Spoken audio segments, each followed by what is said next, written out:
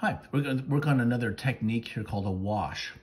And we're just going to flood in some color here for a background. And I'm using, for an example, a piece of work by Leonardo da Vinci, drawn in about, they think, 1475, pen and ink with sepia wash. Now, sepia is an ink derived from a cuttlefish, actually.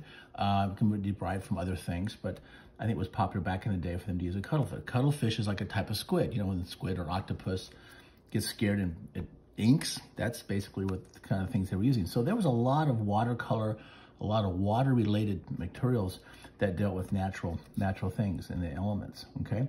But the lily itself was to commemorate the Annunciation, which is a feast, Catholic feast, marks the visit of the angel Gabriel to the Virgin Mary, during which he told her the story of what would be the mother of Jesus Christ. But so it's kind of interesting, piece of religious piece here.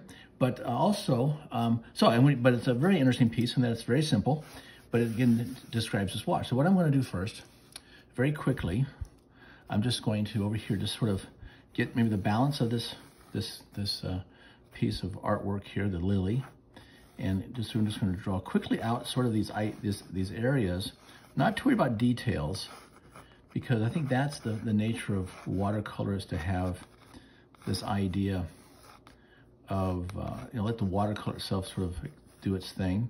So I'm just going to do some very quick kinds of pieces here. Get it drawn out. Now, the way he drew it with some ink first, but I'm going to do it sort of my style. Do this, get some pieces here. So here's his basic, let's make sure it's right here, yeah. His basic piece.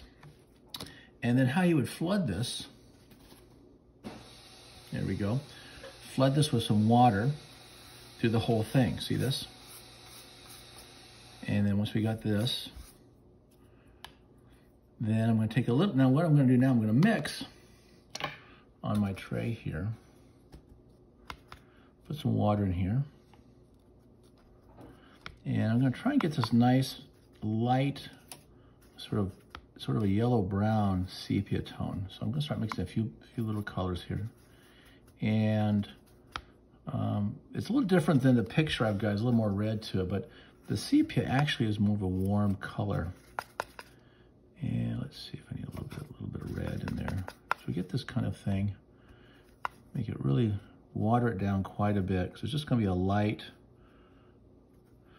And we're just going to put a little bit back here.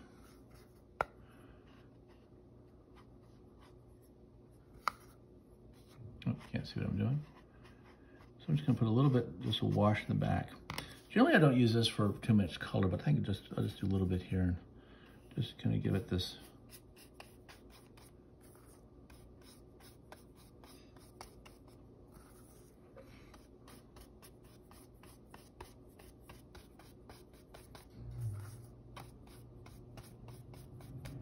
It's called a wash.